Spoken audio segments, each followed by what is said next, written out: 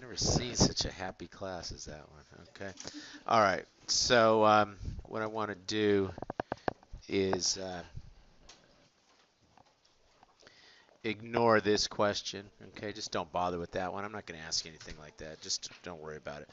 And let's jump into these other ones. And of course, just got to forget something.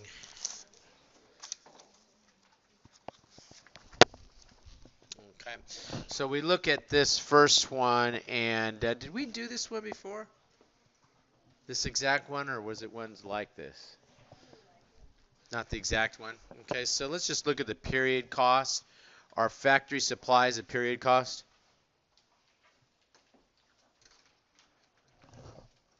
Factory supplies a period cost? How about administrative? Administrative is, so I got to pick up that 92,000. Good. How about direct materials? No. How about sales salary staff? That is, so we pick up that one. How about factory depreciation? No. How about corporate headquarters? Yes, got to pick that up. Good. How about indirect labor? No. Marketing? Yes. Something makes me feel like we did this exact one. How about direct labor? No. And so we total all those guys up and we come to this 307. Okay. Period costs are our selling and our administrative costs. Okay. Okay, good. Come over and you look at this next one and they want to know our manufacturing overhead now. Okay, so if we look for the manufacturing overhead,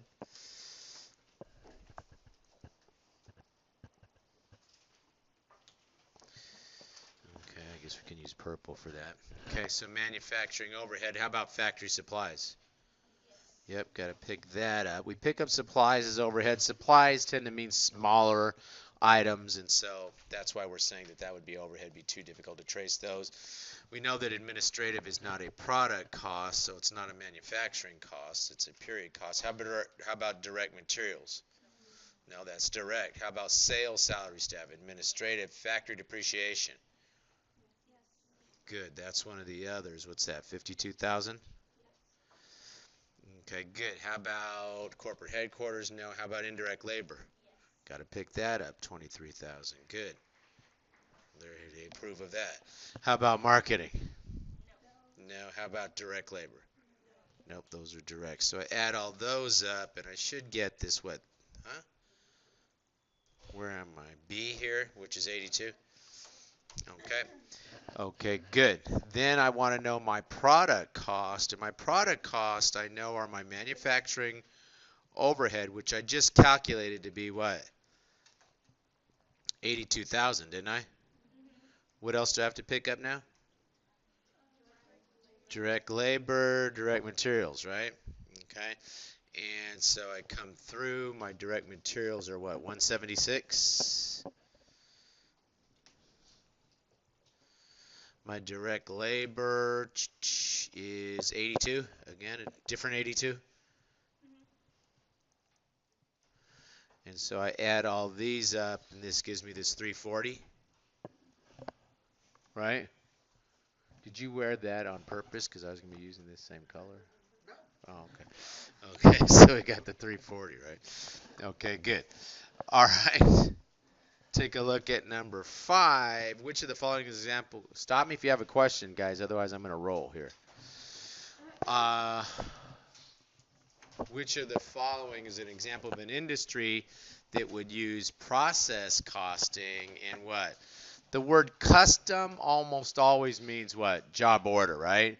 Computer repair. Hey, am I working on an Apple? Am I working on a, IBM compatible? Am I working on a tablet, a big desktop? What? Okay. Pepsi. Is every can of Diet Pepsi exactly the same? Yes, they are. If you get one that's not the same, don't drink it. Something's wrong with it. Okay? They purify the water so that they all taste exactly the same, don't they? Okay, and so Pepsi, yes, Smith and Zoo certified public accountants. If I'm auditing the financial statements of a small company versus financial statements of a corporation, obviously going to have different cost structure, right? So the answer is Pepsi. Okay. Okay, good. Number 6, a manufacturer of luxury yachts. Guys, I gave a test on tax yesterday. Somebody sold a luxury yacht at a gain, and that luxury yacht at a gain is going to be included in net income, okay, because it's a personal asset, so you include that in your net income. A loss you would not include, but somebody, I thought that was like the easy question on the test, and then somebody said, what's a yacht? Okay, so it's a pleasure boat, sitting out there drinking wine and all that kind of stuff. So it is a what? Unique item. The word luxury means, hey, we're making it to specifications, right? So that's going to be what? Process costing? Excuse me, job order costing? Job order costing, yes, thank you. Okay. Okay, good. Come over and let's take a look at number 7 here. And this one wants to know, what is the balance of the work in process account at the end of the year? Now, this question is the kind, gentle version of these type of questions in that what? It's asking you the ending balance. So that's always easy, right? If they ask you the ending balance, you just have to figure out the beginning balance plus the adds minus the subtract from work in process will give you what? The ending work in process. And I put this question here to remind you of that sort of relationship there, so that when the little bit of a tougher version comes up where they're maybe asking me the adds or something, we can see how it all connects up, right? Okay, so we go ahead and we take a look at the beginning balance in work in process. Did they give it to me? 29,700. Okay, good. Do they give me the ending? No, I got to figure that out. Okay. Okay, so they must have to give me the adds and the subtracts. Do they give me the subtract? They have to, and that's the cost of goods manufactured by definition of what gets subtracted from the work in process, right? Now, the reason I'm coming down, you're saying, well, why are you grabbing that, John, when that's down there at the bottom? With these questions, you use judo on it, right? If the question punches towards you, you take that energy from it. They gave me the subtract right there, didn't they? So I just put it in, right? It starts to make me feel more comfortable about what I'm doing here. Then what? Then I have to go ahead and figure out what the adds were. So do they give me, what's my adds? The adds are my manufacturing cost, aren't they? That's going to go right there. So I skim this. They don't have anything that's called out as manufacturing cost, so I got to figure it out one at a time. So do they give me direct labor? They give me direct labor. Direct labor is 77,000. Do they give me direct materials? Well, kind of. They tell me the cost of materials requisition, that's requested. Hey, Joe, we got some production over here. Can you bring some materials in? That's a request, right? They're going to bring the materials over. Okay, but when they give me this number, they include in there indirect, and I just want what? Direct. So it's an easy enough solution there. They give me what? They give me, where is it, 51,000? So I take that 51,000. I subtract out what? 45 of the indirect. That leaves me then direct of, thank you, 46,500. Okay, good. So do I have any other manufacturing costs I need to figure out? Manufacturing overhead, good. And they tell me that the manufacturing predetermined overhead rate is what? As a percent of labor, direct labor cost is 130, don't they? Okay, so since that's my predetermined overhead rate, I'll apply that to my work in process. 130%, or I guess you could do it 1.3, I guess is probably a little easier on your calculator. So you take 1.3 times what? Times the 77,000? 1.3 times 77,000 then is going to give me this, how much? 100, 100? Like that? 100, 100? Okay. And I add all that up, and that comes to 223,600. Okay. So I take that 223 223,600, and I add that to the 29,700. Do I get a subtotal there of what? 250,300? 253,300, like that? Okay, that's my beginning plus the adds for the period gives me sort of the total available. I subtract off the cost of goods manufactured. That's the amount that was transferred out of work in progress and into finished goods. Answer is 30,300, right?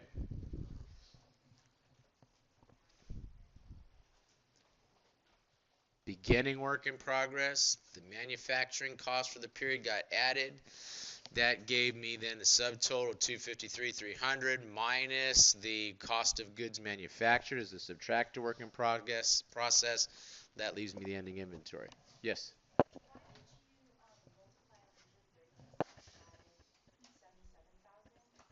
I did. I took 1.3. Why did I? Oh, because they told me that the predetermined manufacturing overhead rate was 130% of my direct labor cost, and my direct labor costs were 77,000, right? Okay. Question? Okay, good. Let's take a look at number, what, 8 now? Okay. And if we allocate our overhead based on direct labor costs, what are the actual manufacturing overhead? Now, this is one of them questions where they try to play the Jedi mind trick on you, okay? And they're saying one thing and they actually are meaning another, right? Okay? And that if they're telling me, they don't need to tell me what I base my cost on in order to answer this question. I have what? I have my manufacturing overhead, and I have the actual, and I have what? The applied. And they're simply asking me the actual, so how I allocate or apply is probably a better word, but whatever. How I apply or allocate my overhead cost to my jobs is not relevant to the actual, right? Okay, so they kind of try to throw a curveball here at me, but I'm too good for that. And so I sit here and I have to pick up what? My actual overhead cost? Is estimated manufacturing overhead actual? No, it's estimated, right? Hours are not relevant. Actual direct labor hours, is that overhead? Huh? No, that's what? That's direct hours. That's part of my working process. Estimated, actual direct. Factory depreciation. That's an actual overhead. 65,400. Okay. How about factory utilities? Yep, that's part of the others. Remember, we're looking for what? Indirect labor, indirect materials, and the others, right? Okay. How about indirect labor then? 22,400. Good. How about sales commission? That's a period cost. That's not part of my manufacturing cost, not part of my manufacturing overhead. How about factory rent? Yep, got to pick that up.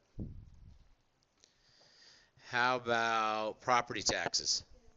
On what? Factory, yes. Be careful. We don't want it. If it's property taxes on the administrative building, we don't bring it. We don't pick it up, right? Anything else? Indirect materials? 33,000. I'll just squeeze that in there. So when we total all that up, that better come to 226,800. Good.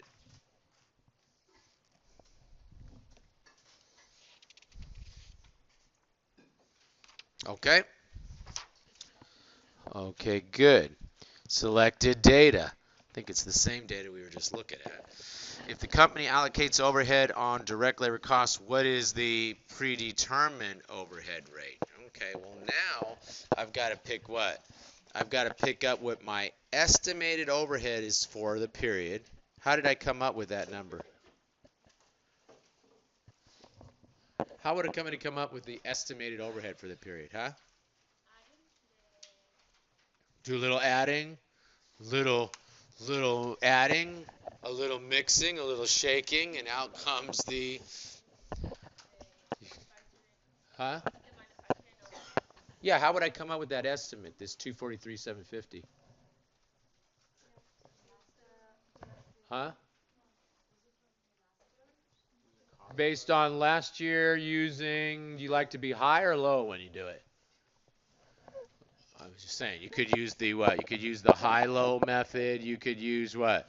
You could use, what do they call that? Regression analysis, whatever, right? Okay, but you use a procedure to come up with that. You came up with this 243,750, and they told me it was based on hours? Huh? No, it's based on what? Direct labor cost. Be careful, guys. Don't fall into the pattern of just automatically assuming it's hours. So my estimated direct labor cost was what? 325? Hello? Okay, so I put that in my base instead of hours, and when I do, I come out with this, what, 75%? You know, I hope I won't do this. If you see something like this on the exam and you're not sure between, was it 76 or 75, because I have some rounding in my calculator or something, just ask me. I am not interested in, rounding nonsense. Okay, so I don't know what idiot produced this question and they put 75 versus 76%. Get over yourself. Okay. Is there a question? Second row, 1, 2, 3, 4 seat from. What's your name again? Huh? Shweta, do you have a question?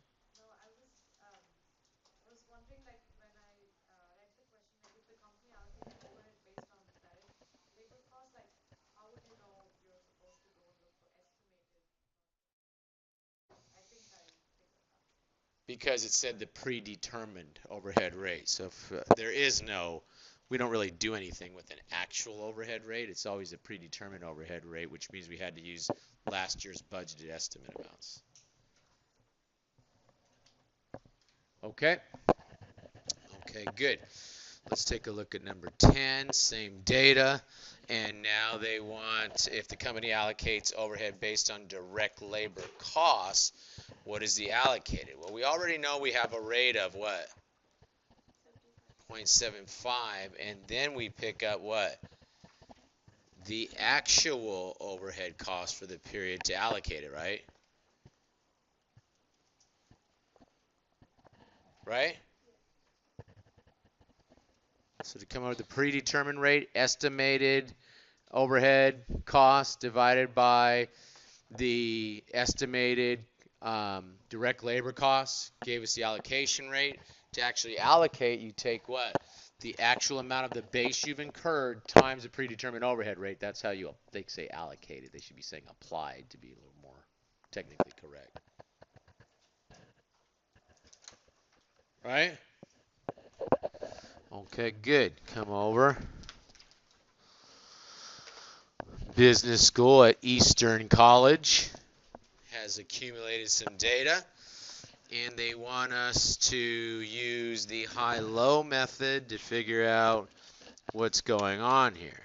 Okay, and so they say they gave us a regression analysis, but then they want us to figure out the variable cost using the high-low method. Now, something we didn't talk about before, I don't think, but maybe we did, I can't remember, but I'm going to remind you or tell you for the first time right now that when you're looking at the high and the low, you use the activity to find your high and low. Okay? Don't look at the cost because they may not correlate all the time. It may not be that your higher cost is your highest level of activity. Now, what that means, that's the cost telling you, I do not behave perfectly linearly. There's some thing that isn't working to the line y equals mx plus b, but that's okay because if we're using high-low, we are simply doing what? Getting our best idea of what a line would look like if it was to represent the cost. Okay, so don't trip if you sit here and you have a situation like I think this problem did, in which the high level of activity did not line up with the what? High level of cost. Okay, and that when we looked, we had this cost number that was in, this 258 was higher, but I wouldn't use that. I'd use this because this is the high level of activity. Then I look and I have the low level of activity. Low level of activity is going to be uh, right here, right? Which is kind of weird. I mean, I don't know too many businesses that have their high and low month back to back like that. You'd think there'd be some sort of seasonal trip going on here, but whatever. Okay, who are we to argue with this set of data? Okay, so we go. Oh, I see. It's a school. Oh, I get it. The summer ends, and then here comes the fall semester. I get it. Okay, so what happens? We come over and we take a look. Is there a question? 22? Is there anyone number 22 in this class? Number 22. Is there a question?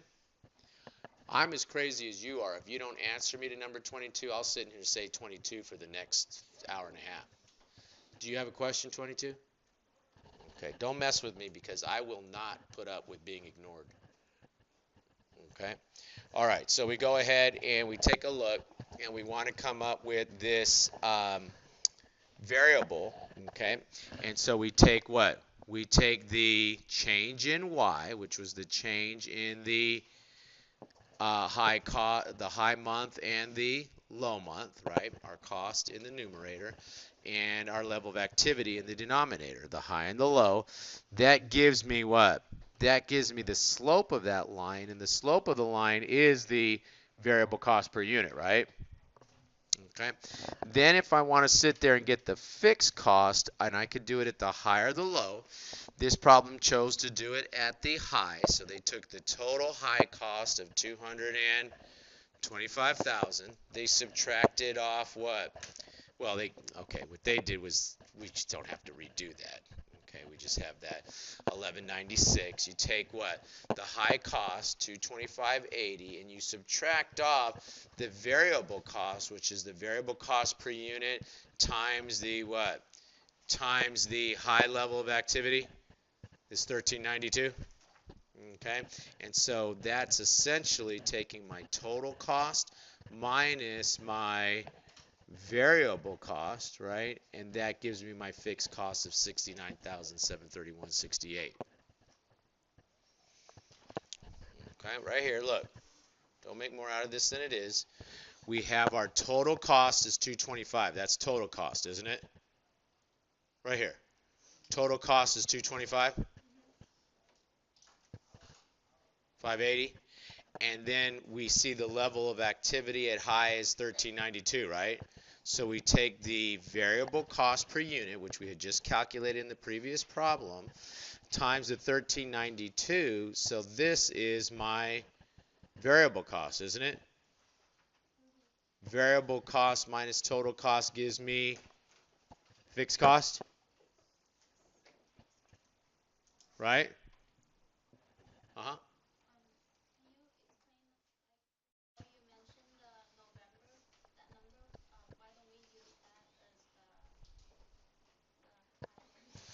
Because you go by the level of activity.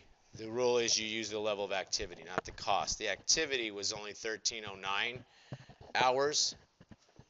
So you could make an argument for using November or September here, right? If you were to go by activity or to go by the total cost, the rule is that you go by the activity. Okay. Question? Okay, good. So what is the formula then? What is the cost equation? And the answer is my variable costs times the level of activity, which turns out to be these credit hours. I'll put that as CRH, I guess. I don't know. Credit hours. Plus the what? Fixed cost. Okay. And then they say, okay, well, what happens if we had then 1,000 hours? Well, piece of cake. Fixed cost plus the variable cost per unit and times the what? The number of, what is it, hours? Administrative hours, whatever. Gives me my estimate of my total overhead cost at 1,000 hours, credit hours of activity.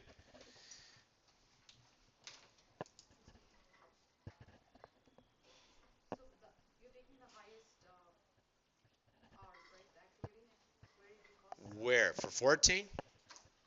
What number? Huh? For 12? For no. It's not the same thing as what?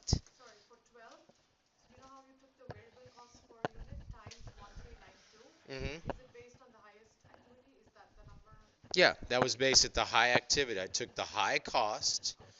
The high cost was. Or do you want me to sit down so you can explain it, or do you want me to finish explaining it to her? Okay. So we're sitting here and we're looking at what? We're looking at the high cost of 225,580 and the high level of activity of 1392, right? And we're trying to come up with, what do you say, number 12? Number 12, we're just trying to come up with the fixed cost. So if we have a high cost, total cost, that's variable and fixed, of 225,580, and then the variable cost is the 111.96, what we already determined to be the variable cost per unit in the previous problem, right? Times the high level of activity is 1392. That's taking off the variable cost. That gives us the fixed cost, right? Then the question said, well, what's the cost formula then? Which is the variable cost per unit times the number of hours plus the fixed cost, right? And then all the next problem did was say, okay, now pretend that they have 1,000 level hours of activity, whatever it is. And you just plug in the hours into that formula from the previous problem. That gives me my estimate of my total cost at 1,000 hours, right? Okay. Did you have a question? You had a different question? No? Okay. Okay. Hello? We're good? Okay, well, let me ask you this then.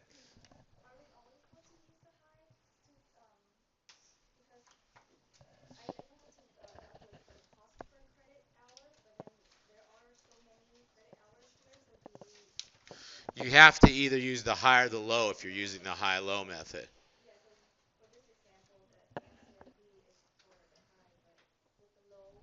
Which question? Give me the number, please. For question number 12, they used the high. They didn't have to. They could either use the high or the low. But you can't use any other point because we drew the line to those 2 points. All the other points, unless you got lucky and it so happened that another point just happened to fall on that line, but I wouldn't count on it. So we use the. No, should be the same.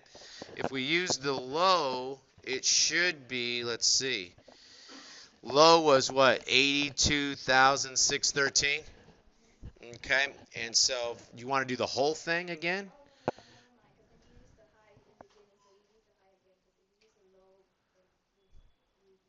No, I could use the high or the low at that point. If I take the total cost of 82,613, which is the total cost, and I take the variable cost, which is this, what was it, 111.96.96 times 115 hours. If you take 82,613 and then multiply 111 point, what was it, 96? It was not 119. It was 111.96. Don't mess me up, guys. 111.96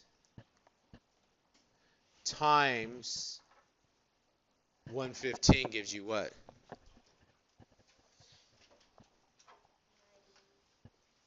I'm asking the person that asked the question. Well, now you got me in the middle of the ocean and you're going to leave me here? 82,613 minus 111.96 times 115 equals what?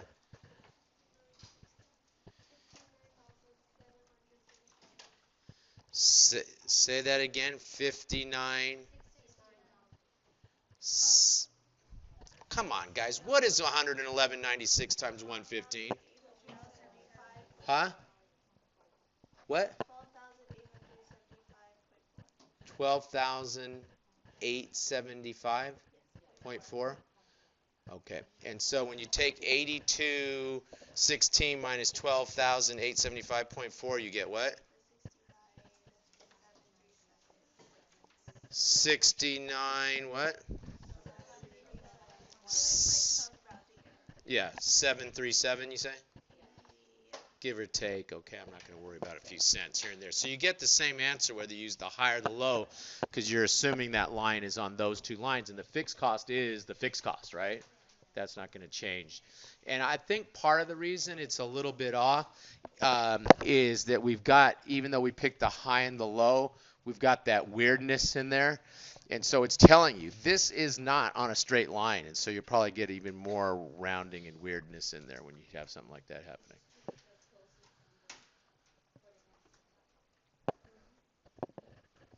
Okay. Yeah, it should be close. Yeah. Okay. Okay, good. Which one are we on now? 15. Oh, but you guys, you never let me get to my question. What was the predetermined overhead rate here then for this one? They didn't ask it. Predetermined overhead rate.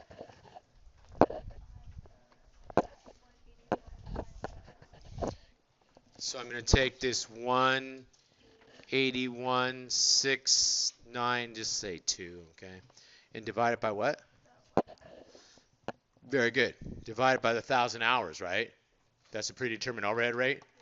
And just so you realize that we're not sitting here using the high-low method because it's fun.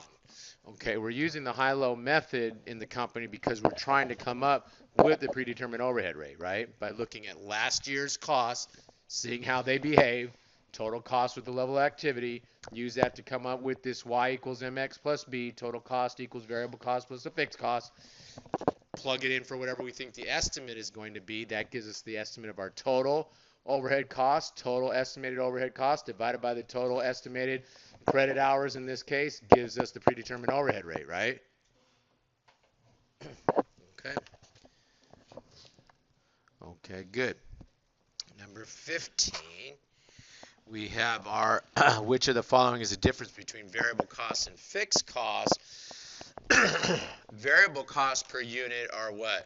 Fixed over the relevant range, fixed cost per unit. Relevant range, I gave a test one time and everybody flipped out and said, you never told us what relevant range means, so I couldn't answer that. Relevant range means if I'm considering just one factory building and I'm not having to jump to a second factory building, because if I do, my whole cost structure will change. Okay, and so over the relevant range, total variable costs are fixed. Fixed costs, and the key here is what? Per unit, right, are variable. Remember I said that's how you can tease your younger brother and sister? Mom, they're teasing me again. Okay, if you sit there and you say that what? Variable cost per unit are fixed, variable cost per unit are fixed, fixed cost per unit are variable, right? If my fixed cost per unit is $3 per unit, would it be $3 per unit for one unit? If my variable costs, let me speak slowly, if my variable costs are $3 per unit, then would it be $3 at one unit? Would it be $3 per unit at one unit? Would it be $3 per unit at two units? Would it be $3 per unit at four units? So on a per unit basis, it is fixed, right?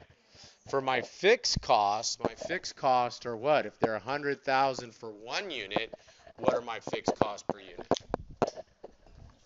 I'm not playing with this thing. I don't have wasted any of my board space on this nonsense. 100,000 divided by what? 1 is 100,000 per unit.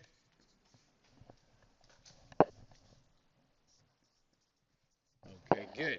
If I have 100,000 and I produce 2 units, what is it per unit? 50,000 per unit. If I produce 3 units, what is it per unit? 333,334, however you want to do that, per unit. If I produce 4 units, what is it? 25,000 per unit. So my what? My fixed costs per unit are variable, right? My variable costs per unit are fixed. That's how you have to do it in order for people to believe you're an accountant. You say that to people, they'll leave you alone. They won't challenge you anymore. Okay? Okay, good. Let's take a look at number 16. Okay, now 16, yeah, I could see myself giving you a question like this. You're accounting majors, right? You taking the CPA exam? Okay, this is a CPA exam question. One I ripped off from the CPA exam. Okay, so let's go ahead and let's take a look at this one. And they want to know cost of goods manufactured. Now you start looking, and looks like they're giving me information about finished goods. Looks like they're giving me information about work in process. So could I use either of those to help me figure out the cost of goods manufactured? Cost of goods manufactured is the subtract from work in progress, the add to finished goods, right? Now I keep looking at this though, and I'm seeing, doesn't look like they're telling me anything about cost of goods sold or any of that good stuff, so I'm not going to be able to use finished goods. I better analyze work in process, right? Okay, so I go ahead and I start to analyze my work in process, and I'm going to have my what? Beginning. I'm going to have my adds for the period. I'm going to have my subtract for the period, which is the number I'm looking for because I'm looking for the cost of goods manufactured, which is a subtract. And then I'm going to have my ending, right? Again, you use the ninja judo approach. You don't start scrambling around. You have to go in order. No, you just pick the stuff it gives me. Does it give me the beginning work in process? It gives me beginning work in process, and it says it's 235,000. Thank you. Does it give me the ending? Tells me the ending is what, 251? Okay, so I just stick that in. Okay, good. I'm almost there. Now I have to figure out the adds. The add are my manufacturing costs. Can I figure out my manufacturing costs from here? So I'm just going to go ahead and put another little calculation down here. My man costs, my manufacturing costs. And do I have direct labors right there staring at me, isn't it? How about overhead? Thank you, God. They tell me it's 60% of my direct labor cost. 0.6 times the what? Direct labor cost of 300,000 means that my manufacturing overhead's got to be 180,000, right? But now I need my what? Direct materials, and I start looking here and I realize, great, these fools want me to calculate the direct materials. I got to figure it out. Okay, so I do what? Well, if I'm going to analyze direct materials, I can again use what? BASE, and I'm looking for the subtract to direct materials because I know that'll go to the work in process to finish out my calculation of my manufacturing cost, right? Okay, so they tell me beginning balance in direct materials was what? 134? Right? Ending direct materials was what? 124? Got that. The adds for the period are what? And I look and they tell me the purchases were what? Purchases were 189, but they're really being kind of evil here. They returned 1,000, didn't they?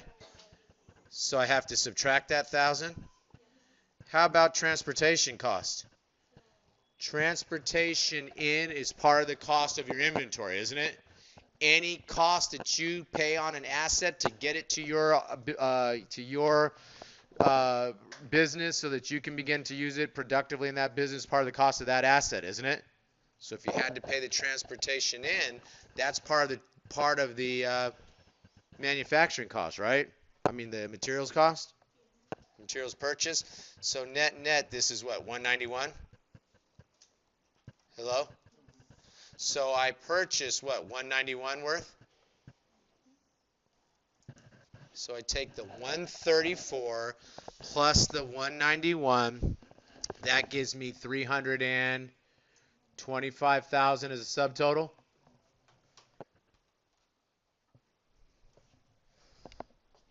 Right here. I'm analyzing raw materials because I want to see how much got subtracted out so I can fill out this direct materials over here, right? I'm over here. I'm analyzing my work in process, and I'm trying to get the adds to work in process so I can figure out the subtract for work in process, which is what this question is asking me, the cost of goods manufactured, right? So I had to analyze work in process, and I had to come up with my add, which is my manufacturing cost. They gave me the direct material. They told me the direct labor was, they gave me the direct labor. They told me that manufacturing overhead was 60% of direct labor, so I just took the 60% times my direct labor, 300,000. That's 180. Now I just need to come up with direct materials, right? Do you guys want to go ahead and have a study session outside, or do you want to listen to what I'm saying?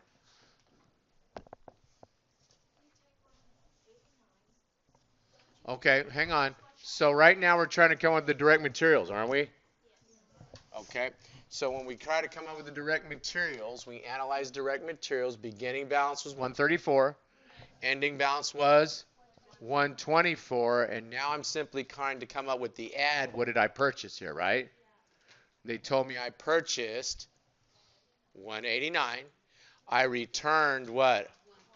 1,000, and I added 2. So what? Oh, you're saying that's 190,000? Okay.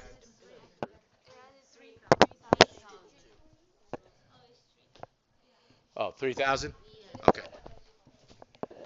I didn't scribble it. I wrote it in as best I could.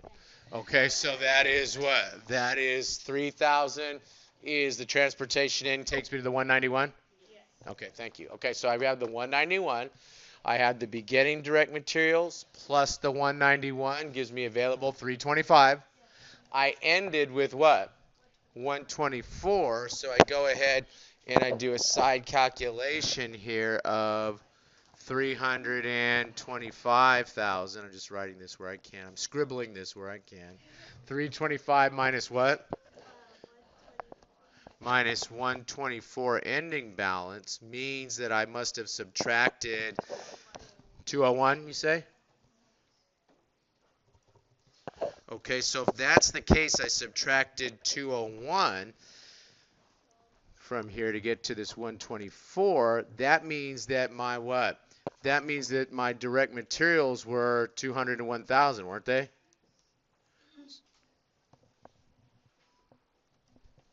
Since I subtracted 201,000 from my materials, that went where? That goes to work in process, right?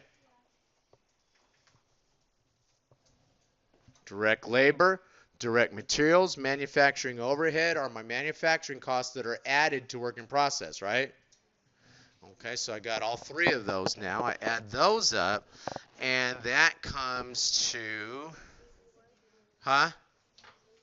681,000? Okay, so that's all 681,000.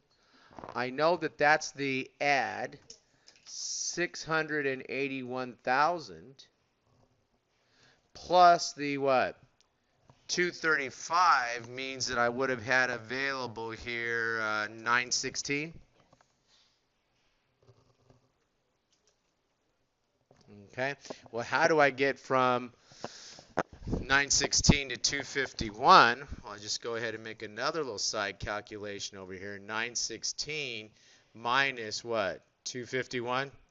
To get the difference between those is this 665,000, which is the subtract from my work in process, which is my cost of goods manufactured, right?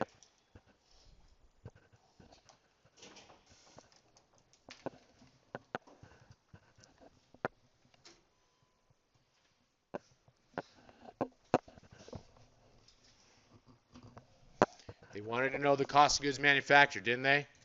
Subtract from work in process? Is that a subtract from work in process? Okay, so I better analyze work in process. They gave me the beginning balance. They gave me the ending balance. I just fill that in straight from this table that they gave me. Then what? I got to Figure out the adds to be able to do this. They gave me what?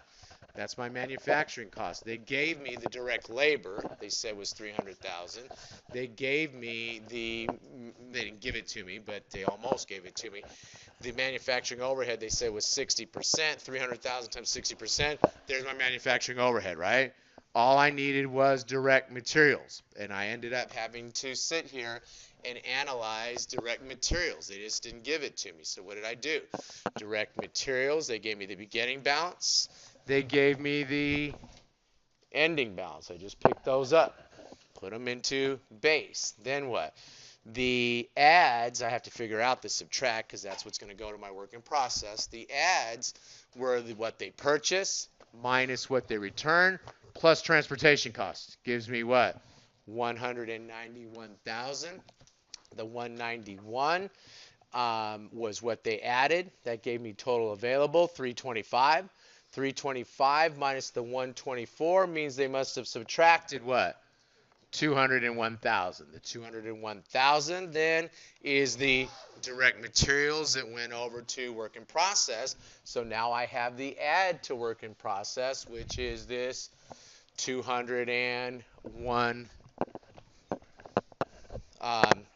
Not the total add to work in process, but I have now the direct materials, right? 201,000. I add that to my direct labor plus my manufacturing overhead. My direct materials is the add to work in process. I take that whole number, 681. I add it to the beginning balance, what they gave me, gives me the total available. I know the ending balance, so I can figure out the subtract because it's the difference between the 916. And I don't know where I wrote that now. Up on top, the 916 up here, the 916 minus the 251 is the 665. That's the subtract. That's how you get. That's the difference between 916 and 251. Isn't that the difference? Is that the difference between those two numbers? So I must have subtracted that to get to that ending balance, right? And that subtract is the cost of goods manufactured.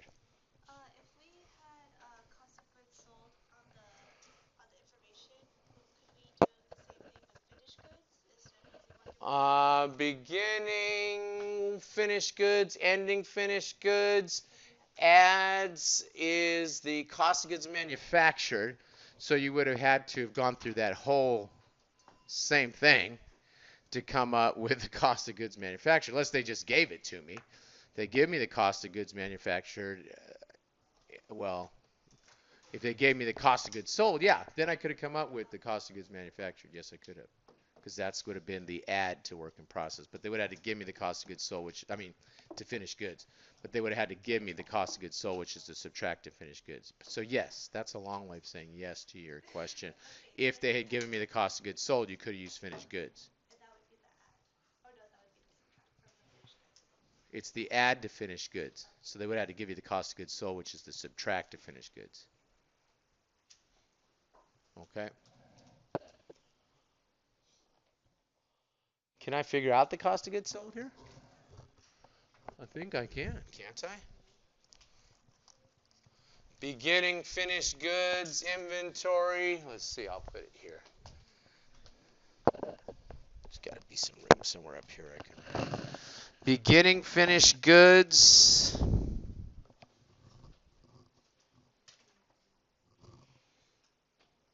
Beginning finished goods is what, 125?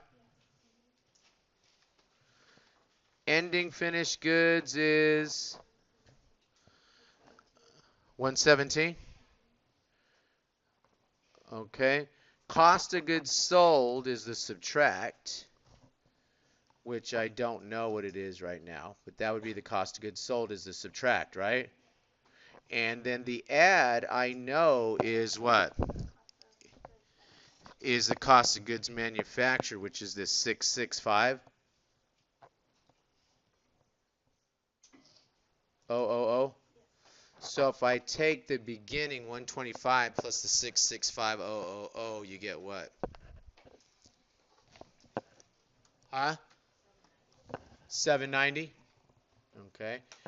And then if you took the 790 and you subtracted the 117,000, that gives me what? 790 minus 117,000. Huh? What's the number? 673.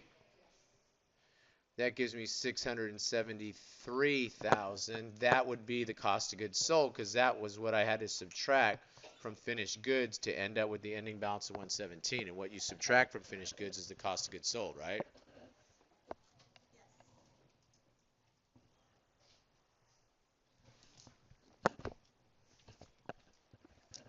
So I could ask you like two back-to-back questions like that. I could throw finished goods in there. I could make the next question, therefore, what was the cost of goods sold? And then you'd have to sit there and figure out the finished goods, right? Figuring out the cost of goods sold. You want that? You want that? Yes? Okay. Okay, good. What time do we get out? 3:45? 2:45, I mean?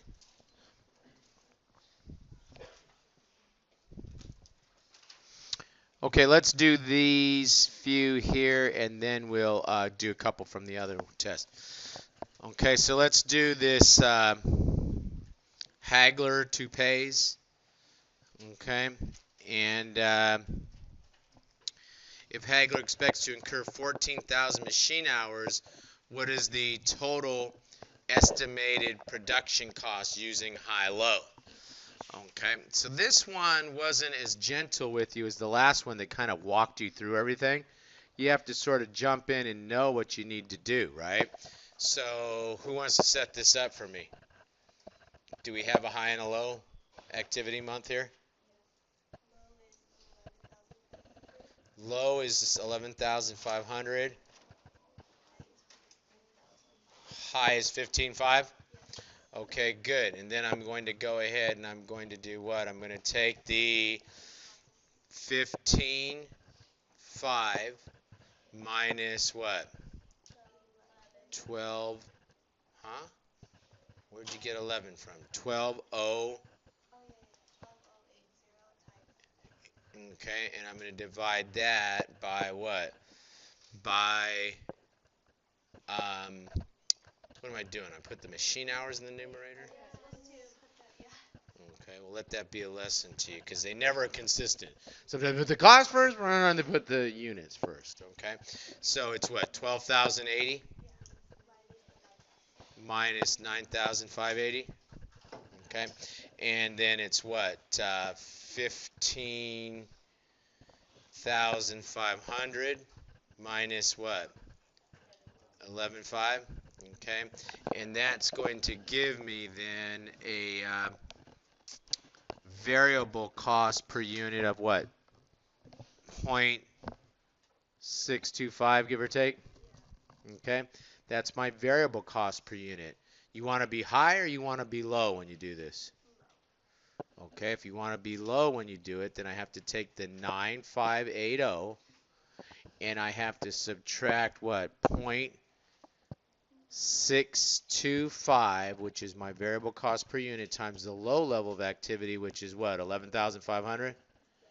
And when you do that, you should get a fixed cost here of 1280, give or take. How's that possible? That doesn't look right. Yeah, it could be right. No, it couldn't, because how am I going to get from 9580? Something's not right. 0.16. Huh?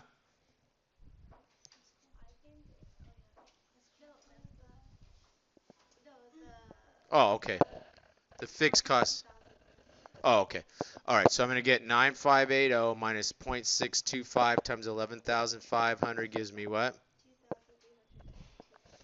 2,392.5. Good. Which you got the same answer using high, didn't you? Okay.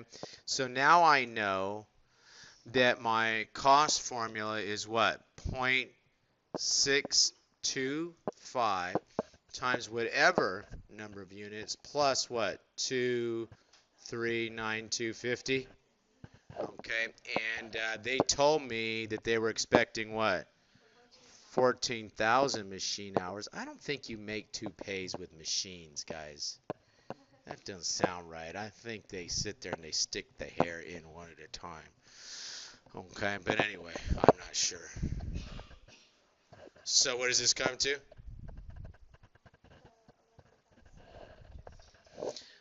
11,142.50. I divide that by what to get this predetermined overhead rate? Good. I divide that by the 14,000. That gives me the predetermined overhead rate. And the number that I got was something stupid like 0.79589286 or something ridiculous like that. Okay, and you got to be careful because sometimes if you pick up the 80 and then you go to the next question and they say what would be my applied, we have actual machine hours of 1370, so what is my applied manufacturing overhead? I would take what? That number times 13,700, and the amount that is going to be applied is going to be 10,903.73 or 10,904. Guys, we've done this now 50 times. You can't be looking at this like what is going on. This is like the third or fourth time that we've sat there and taken this predetermined overhead rate and multiplied it by the actual number of time in the driver, right? Okay, and that gives me this 10,904. Now, if that's the applied,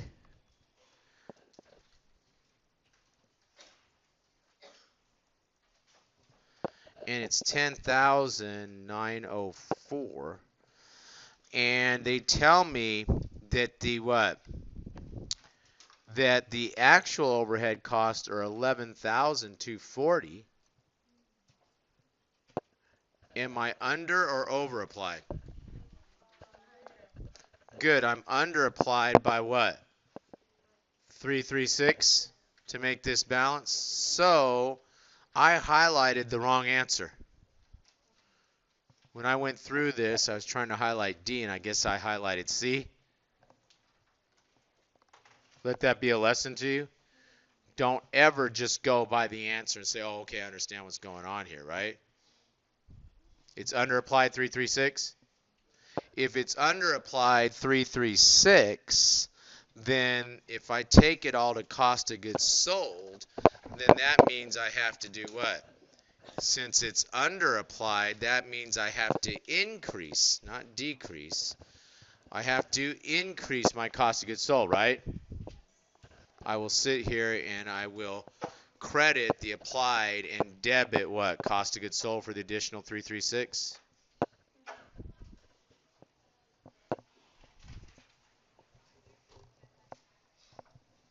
Right? Okay, good. All right, and there's more questions like that which are kind of more the same kind of stuff that we've already looked at. Okay, so let's just go ahead, close this. Question? Yeah, is there any way we can get like the quizzes and the midterm reviews with like just without the answers, like just the questions, so we can avoid looking at them? Yeah, if you want these without the answer, you take that, you highlight that, you go like this, you put no color, and then you go ahead and you save it as such. Yeah, it's a Word file. Uh, question 20?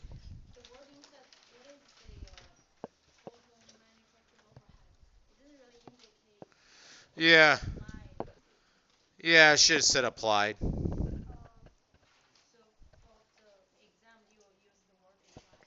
If I don't, you better ask me what I mean. Yeah, would have been better to say applied. If you're looking and you don't know what I mean, applied or actual, that would be a good time to say, excuse me, I'm looking at number 20. Don't ask your neighbor. Okay? Okay, good.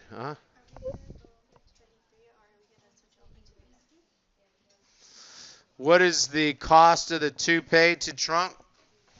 12,000. Direct. The cost of a product is the direct materials, direct labor, and the manufacturing overhead. So direct materials is what? 12,000.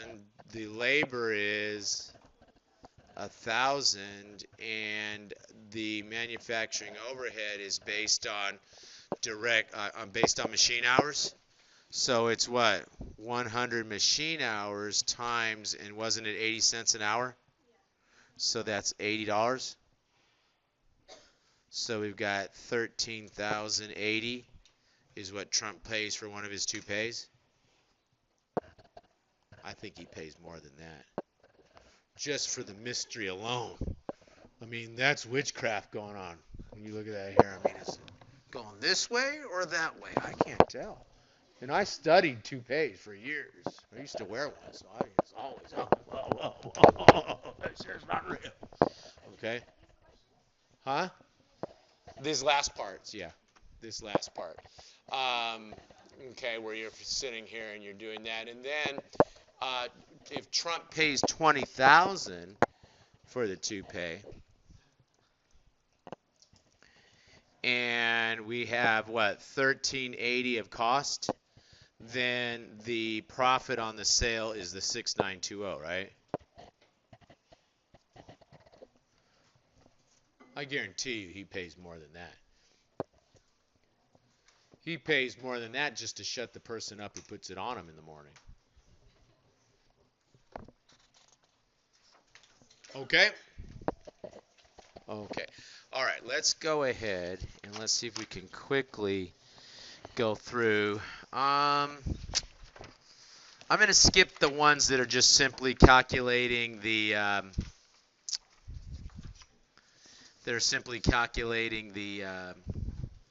equivalent units. I'm going to assume we're all okay there. Okay, and so let's just go to one that we have to get the cost per equivalent unit. Did we do this David Corporation already?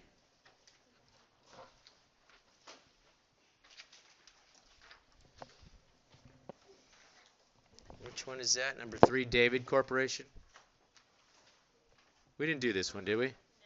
Okay, so let's pick this one since we haven't done it, okay?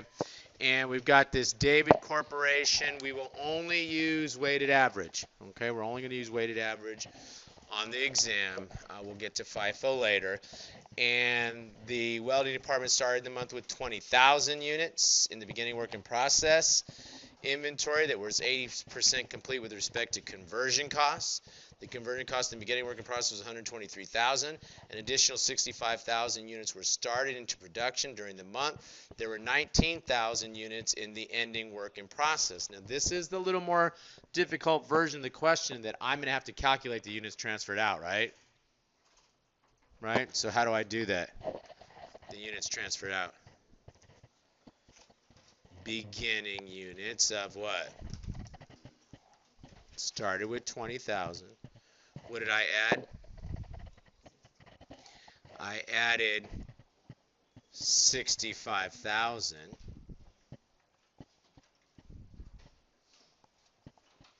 So that gives me what? 85,000 units available minus the units that were in ending inventory, which was what? 19? So if I take what 65 minus the ending 85, I should say, minus the ending of 19, I get what 66. Okay, so 66,000 units were transferred out. Okay, so I know that I transferred out 66,000 units, and then I give myself credit for what? For the work I did on the 19,000 units of ending inventory. 19,000 units, and they were what percent complete? 10%. So I'm going to take the 0.10. That gives me what? What am I doing here? 1,900, right? Okay. Oh, I made a mistake though. I also did what? I did 0.19, so that's what, 1900? Okay. So 66,000 plus the 1900. Why am I seeing a different number here? What am I doing? Oh, I see. Would help if I look at the problem that I'm looking at, right? Okay, is what? 67,900? Okay, good. Now that I know the equivalent units, I have to do what? I have to pick up the cost of those equivalent units, which is what? The cost in the beginning inventory is 123 plus the total cost that were incurred. So I take the 123, what, 200? Plus this 389,250. And I divide that by what, the 67,900? And when I do, I should come to this, what, 7.547, give or take. Okay, with me so far? Now let me ask you this.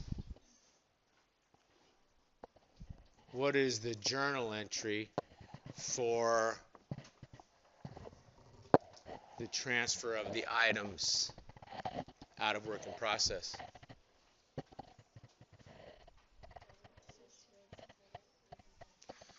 Debit finished goods, good. Credit work in process. You got a number for me?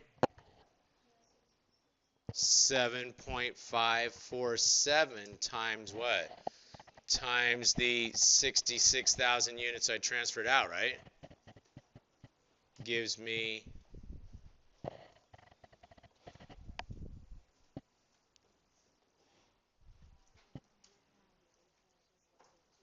huh? 498,102. So I debit finished goods for 498,102, and I credit the work in process for 498,102, right? Because those were the items that were transferred out. Okay. Now, that means that I have what? I have total cost in here of 200 plus 389,250 gives me a total of, what's the sum of those two numbers? 512, 420? 450? 512, 450 minus the amount that I just took out, which is 498,102, right? That gives me a total left of 512, 450 minus 498,102 equals 14,348, you said? 14,348, and I should be able to reconcile that by taking 7.547 and multiplying that by the equivalent units in the ending inventory, which was what, 1900? So if I take 7.547 times 1900, do I get something close to 14,348? Huh? 14,335. I'm not going to worry about it as fast as we're going and throwing out numbers halfway calculated. It's within 10 bucks. Okay.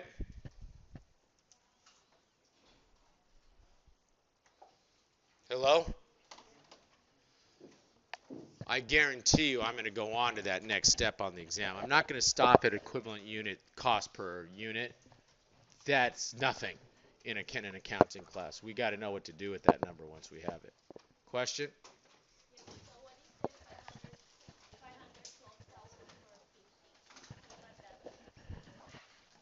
The cost of beginning inventory plus the cost we added minus the cost we transferred out should be the cost in ending inventory,